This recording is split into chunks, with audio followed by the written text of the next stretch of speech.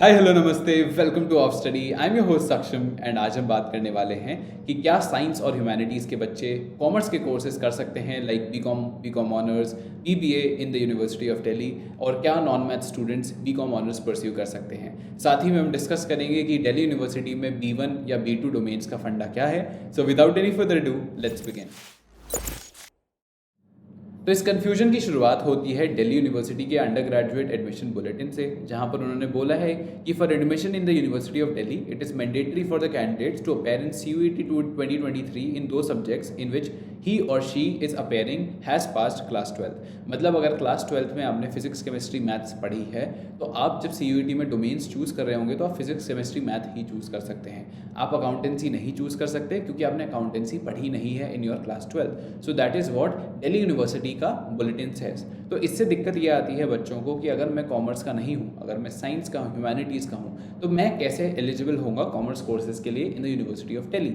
And उसके लिए आपको देखना पड़ेगा दिल्ली यूनिवर्सिटी की eligibility criteria for all those courses. उसके लिए आप CUET की वेबसाइट पे जाएंगे। उसके बाद को अगर मैं बताऊं तो आप CUET की वेबसाइट पे जाते हैं, यूनिवर्सिटीज़ में जाते हैं, यहाँ पर यूनिवर्सिटी ऑफ दिल्ली सर्च करेंगे और इसके बाद आप बीकॉम ऑनर्स पे जैसे आते हैं।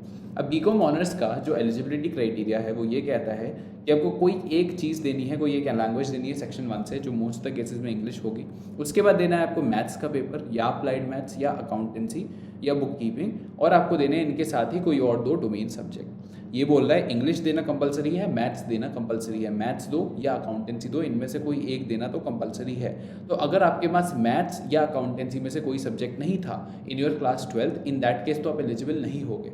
बट लेट्स से आप फिजिक्स केमिस्ट्री मैथ PCM के साइंस के बच्चे हो तो आपके पास मैथ्स है और आपके पास लैंग्वेज में एक कोई होगी जैसे कि इंग्लिश, तो आपकी यहाँ एलिजिबिलिटी मीट हो गई है। इसके बाद वो बोलता है कि सेक्शन 2 में से कोई भी दो सब्जेक्ट आप चूज़ कर सकते हो।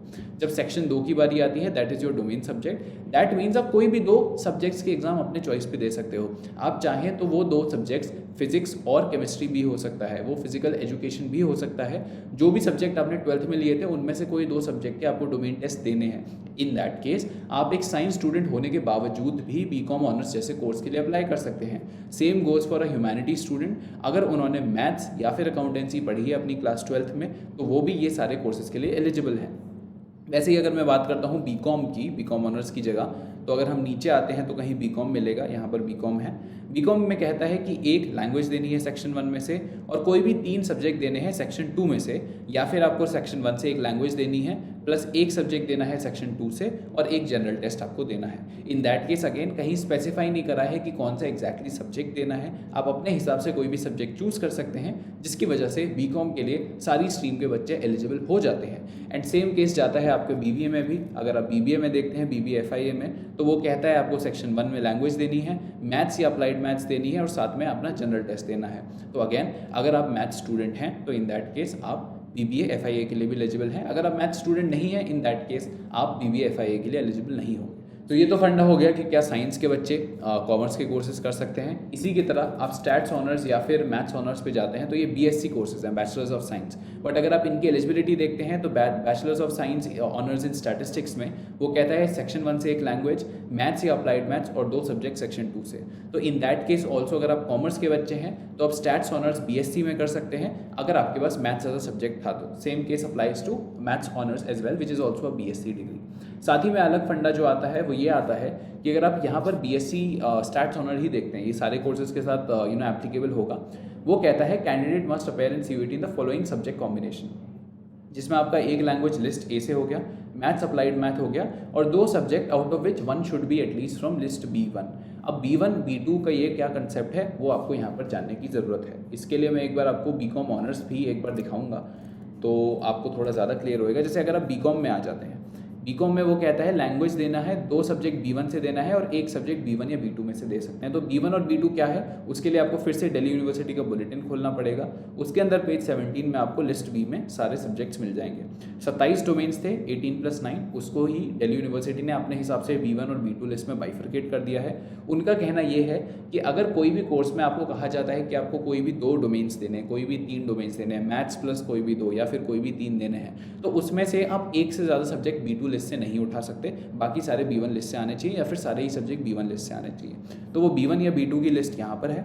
मेजरली बच्चों के पास B2 लिस्ट से होएगा एक तो फिजिकल एजुकेशन, तो अगर फिजिकल एजुकेशन है तो आपका वो B2 लिस्ट में आता है। दूसरा जो कुछ बच्चों के पास होएगा वो है एंटरप्रेन्योरशिप। तो in that case let's say अगर आपके पास एंटरप्रेन्योरशिप भी है और फिजिकल एजुकेशन भी है, दोनों सब्जेक्ट हैं, और आपको अप्लाई करना है B.Com के लिए। B.Com में आपको एक लैंग्वेज देनी है, 3 डोमेन देना है, और इन दैट केस आपने लैंग्वेज में इंग्लिश दे दी और 3 डोमेन में आपने एंटरप्रेन्योरशिप, फिजिकल एजुकेशन और अकाउंटेंसी दे दिया। इन दैट केस आपका DU एप्लीकेशन कैंसिल कर देगा। क्यों? क्योंकि आपने एक रूल का फॉलो नहीं करा है, एंड दैट रूल इज़ कि आप एक से ज़्यादा B2 से लिस्ट से उठा नहीं सकते थे सब्जेक्ट को, और आपने 2 सब्जेक्ट उठा लिए which is entrepreneurship and physical education. तो ये गलती मत करिएगा।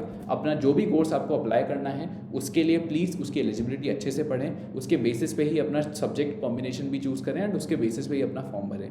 अगर आपको रिक्वायरमेंट है आगे जाके, I can also make a video in terms of the subject combinations that you can go for as a commerce student या फिर as a commerce without math student, and आपको उनसे कौन सी यूनिवर्सिटीज़ के कौन से कोर्सेज टारगेट करने हैं, we can have a discussion on that. But for this video I think we are done.